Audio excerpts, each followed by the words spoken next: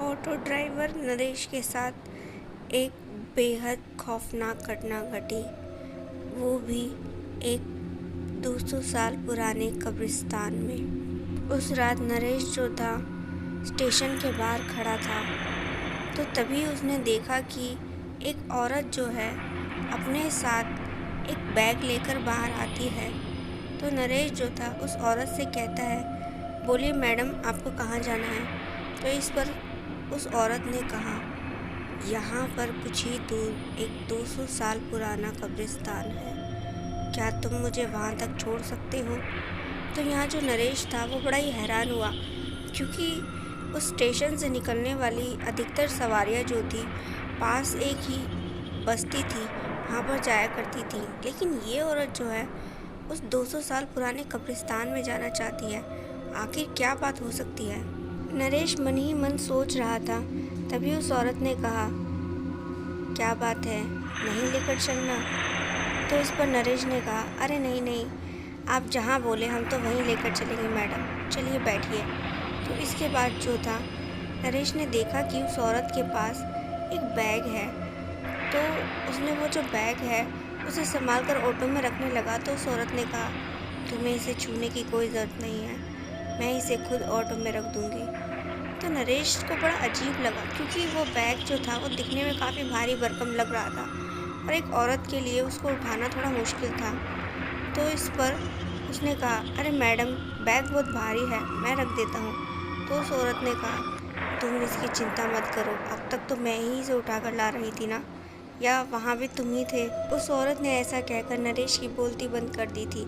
इसके बाद उस औरत ने उस बैग को ऑटो में रखा और फिर उसके बाद खुद भी बैठ गई। जिसके बाद ये था कि नरेश ने अपने ऑटो को स्टार्ट किया और उस 200 साल पुराने कब्रिस्तान तक लेकर पहुंचा। अब जो था वो औरत नरेश को पैसे देते हुए कहती है, 2 मिनट के अंदर यहाँ से चले जाओ, वरना तुम्हारे साथ फिर जो होगा तुम उसे रोक नहीं पाओगे। ये सब सुनने के बाद नरेश बड़ा ही हैरान हुआ।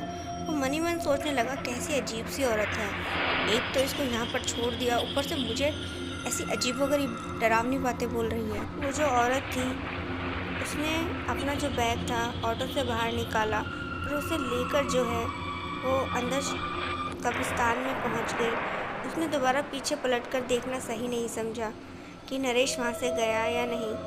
तो इसके बाद जो था वो उस बैग को ले जाकर कब्रिस्तान में खोलती है, तो उसमें से अचानक से एक हाथ बाहर निकलता है। ये सब जो था नरेश कब्रिस्तान के बाहर छुप कर देख रहा था और वो जानता था कि शायद उस औरत को अब नहीं पता कि नरेश वहाँ से गया है नहीं। तो इसके बाद जो था नरेश सब देखता रहता है वहाँ पर खड़ा होकर कि वो जो औरत है जब उस बैग को खोलती है तो उससे एक हाथ बाहर आता है और फिर देखते ही देखते एक पूरा इंसान उसमें से बाहर निकलता है। शायद वो जो इंसान था वो या तो मरा हुआ था या बेहोश था, क्योंकि उसे खुद की कोई सुध नहीं थी।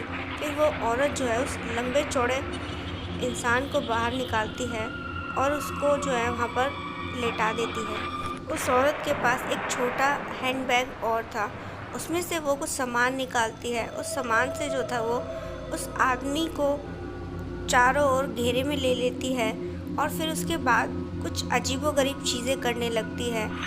यहाँ छुपकर देख रहे नरेश को ये सब चीज़ें डरा रही थी। उसे दिखने में ये सब ऐसा लग रहा था जैसे कि वो औरत कोई क्रिया साधना कर रही है, जो कि कोई काला जादू वगैरह जैसा साफ तौर पर दिख रहा। इसके बाद वो औरत जो थी आसमान में अपने दोनों हाथों को उठाकर किसी को पुकारने लगी और फिर अचानक से ही एक अजीब सी धुआं वगैरह कुछ हुआ, जिसके बाद नरेश ने देखा कि वहाँ पर एक काला साया आ चुका था और वो काला साया जो था वो जो आदमी का शरीर वहाँ पड़ा था उसको नोच नोच कर खाने लगा। ये सब देखकर नरेश के पैरों तले की ज़मीन खिसक गई। वो घबरा गया, उसे कुछ समझ नहीं आ रहा था कि वहाँ चल क्या रहा है। तभी अचानक से ही वो जो औरत थी उसकी नज़र जो थी नरेश पर पड़ गई और फिर उसने कुछ उसकी तरफ देखकर बोला और अचानक से ही नरेश को ऐसा लगा जैसे किसी ने उसे पीछे से पकड़ लिया हो और उसे खचेड़ते हुए उस औरत के पैरों तले जाकर फेंक दिया। उस औरत ने भयानक सी आवाज़ में कहा, यहाँ जो भी कुछ तुमने देखा है अगर तुम ज़िंदा रहना चाहते हो तो किसी को मत बताना, लेकिन अगर तुमने कभी भी किसी को कुछ बताने की कोशिश करी तो मैं तुम्हें ज़िंदा नहीं छोड़ूंगी।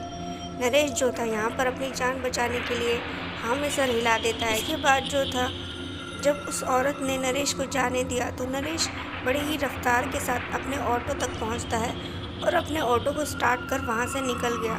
और जब घर पहुँचा तो उसका जो परिवार था वो उसे पसीने पसीने देख बड़ा ही हैरान था। उन्हें समझ नहीं आ रहा था कि आखिर नरेश इतना डरा सहमा सा क्यों है। नरेश अपने परिवार को सब कुछ सच सच बताना चाहता था, लेकिन अपनी मौत के डर से उसने कभी ये जो राज था किसी को नहीं बताया। और फिर वहीं आज भी जब नरेश उस रास्ते जाता है तो उसके पैर कांपने लगते हैं। उसे लगता है कहीं अगर वो वापस से उस रास्ते गया तो वो जो औरत है उसे दिखाई ना दे जाए और कहीं वो उसको जान से ख़त्म ना कर दे। इसी डर से जो है वो फिर कभी उस रास्ते नहीं गया।